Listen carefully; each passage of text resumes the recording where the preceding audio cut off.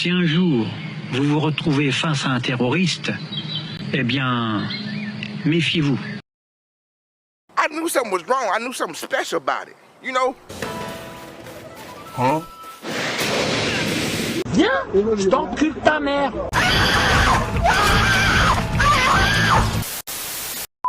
Bonsoir, comment ça va? Je voulais déjà écrire un commentaire, merci beaucoup, ça va bien, même si j'ai une petite diarrhée, mais moi je m'en bats les couilles. Aujourd'hui on est là pour parler de Pokémon Legends Arceus. J'en ai rien à foutre. Quoi? Le nouveau jeu de la licence sorti en ce début d'année qui est censé être un renouveau énorme pour la série.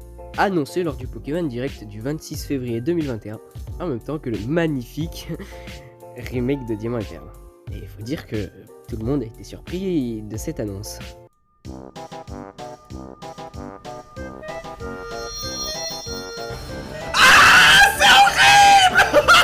Ils ont pas le droit de se tromper.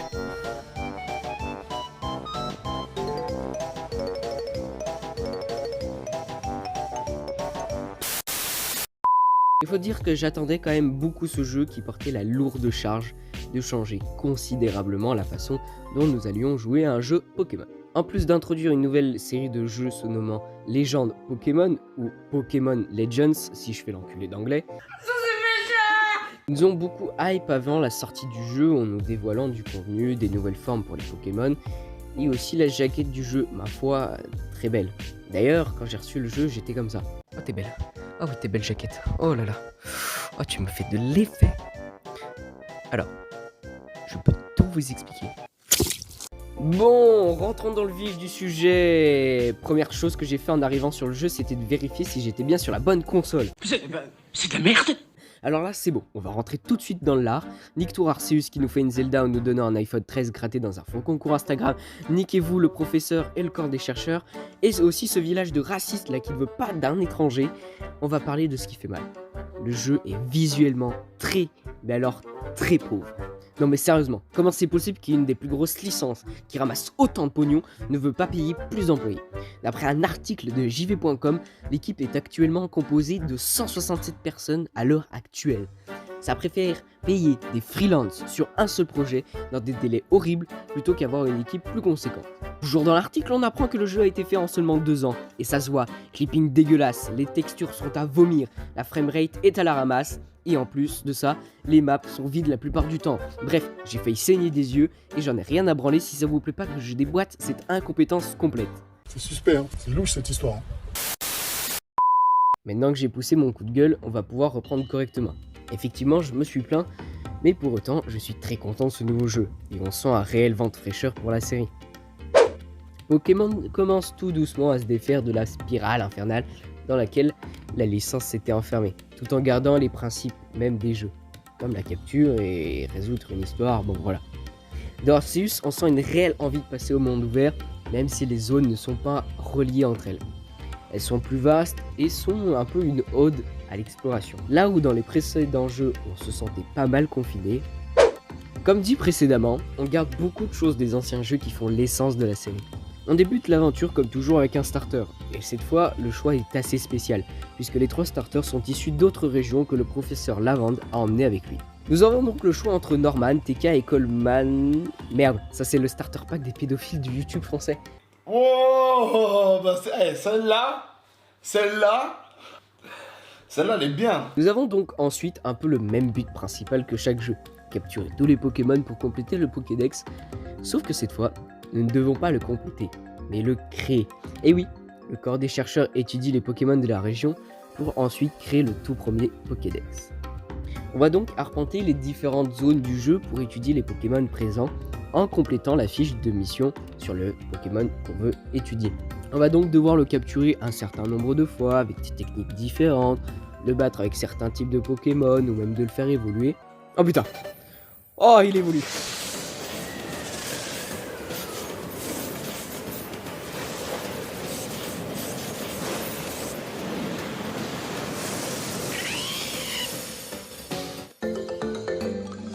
Ça ne laisse pas indifférent. Dit comme ça semble pas une tâche difficile. Et des fois, ça peut être long, vraiment très long. J'ai dû prendre quelques antidépresseurs pour continuer. C'est pas que j'en ai marre, mais je suis un peu fatigué. Point à noter, la capture est l'essence même de ce jeu et on y ressent. Nous sommes plus libres de nos mouvements, pas besoin d'engager le combat pour attraper. On peut se cacher pour prendre par surprise les Pokémon. On peut faire des roulades pour esquiver une attaque, car oui, le jeu se déroule à une époque où les Pokémon et les humains ne cohabitent pas ensemble. Il y a donc plusieurs sortes de réactions d'un Pokémon, soit ils se sentent en danger et fuient, ou alors ils veulent nous déboîter bien correctement. Je vais t'enculer, je vais te briser tes os, je vais te boire ton sang. Et là on peut soit esquiver ou engager le combat pour lui rappeler qui est le patron. Tu ne commences pas à me chanter par le callback. En parlant des combats, nous pouvons bouger, rendant alors le tout plus dynamique. En parlant de dynamisme, plus besoin d'aller dans le menu et mettre le Pokémon qu'on veut en premier pour le combat. On a juste à tourner la petite roulette en bas et ensuite lancer la Pokéball sur le Pokémon qu'on veut attraper. Pareil pour le système de capture. D'ailleurs, envoyer un de nos Pokémon hors de sa Pokéball nous servira aussi à récolter différents matériaux et baies pour bricoler. Par exemple, des Pokéballs ou pour nous faire des potions. Et des potions, vous allez en avoir besoin. Parce que ça va vous faire drôle la première fois qu'un Pokémon, même plus bas niveau, vous enlève 1/5 des PV d'un coup. Ah, je peux vous le dire. Non, non, s'il vous plaît, je vous jure que je peux pas. Je vous jure que je ne peux pas. Moi non plus. Je suis pas venue ici pour souffrir, ok? Parlons maintenant de l'histoire. Il y a Arceus, Arceus, Arceus, bref. Le frérot, il décide de nous envoyer dans le passé, à l'époque où la région de Sinnoh n'était pas encore très peuplée et où les Pokémon ne vivaient pas ou très peu avec les humains. On se réveille sur une plage où le professeur Lavande nous accueille. On apprend qu'on est tombé de la faille spatio-temporelle qui surplombe la région et on rejoint le camp des chercheurs parce que selon la grosse pute, à Kazan, on est censé devoir travailler. Oui, oui, vous avez très bien entendu. Je suis choqué. Je sais pas comment, je sais pas, je suis choqué. On va alors aider le professeur dans sa quête de compléter le premier Pokédex de Sinnoh. Enfin, aider. C'est de l'esclavagisme à ce niveau-là. Hein. Sauf qu'on va être amené à sauver les Pokémon monarques qui, par une raison inconnue, sont devenus complètement fous. Je suis Étienne. Oh, qu'est-ce que c'est que ce truc là? Ce sont d'ailleurs eux, les combats de boss, qui remplacent les combats d'arène. Bien évidemment, aucune maltraitance sur ces Pokémon monarques, puisqu'on leur envoie dans la gueule des boules pacifiantes. Bah oui, rien de méchant, c'est pour les calmer. C'est comme donner du thé à un vieux pour qu'il t'inscrive sur son héritage. Coucou papy. Oh, tout de suite des insinuations. Non. Bref, tout cela sera utile pour comprendre pourquoi on est arrivé ici et quel est notre lien avec ces phénomènes étranges qui semblent tous venir de la fameuse faille spatio-temporelle. Malgré qu'il soit dégueulasse, j'ai énormément pris du plaisir à faire ce Legends Arceus. On a un jeu qui est quand même ambitieux et surtout qui se veut un renouveau énorme. J'ai très hâte de voir la suite, comme la 9ème génération annoncée plus tôt dans l'année pour fin 2022. L'histoire était plutôt cool, le jeu se boucle pas très vite finalement. J'ai dû le finir en à peu près une trentaine d'heures. J'ai fait 2 ans d'études à Montpellier. 2 ans d'études à Montpellier. 2 années. Tes études de quoi? Il est vrai que j'aurais pu parler de la difficulté qui est bien supérieure à celle des derniers jeux Pokémon, mais on n'est pas sur Elden Ring, donc j'en ai rien à branler.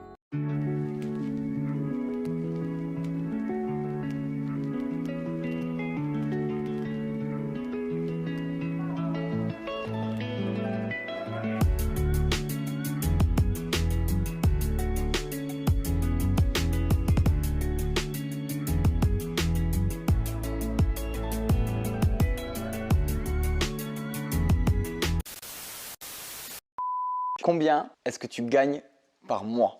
Alors attends, par contre, je vais t'arrêter tout de suite. Je vais t'expliquer un truc, moi je suis un nerveux. Donc là, à tout moment, ça part en fait.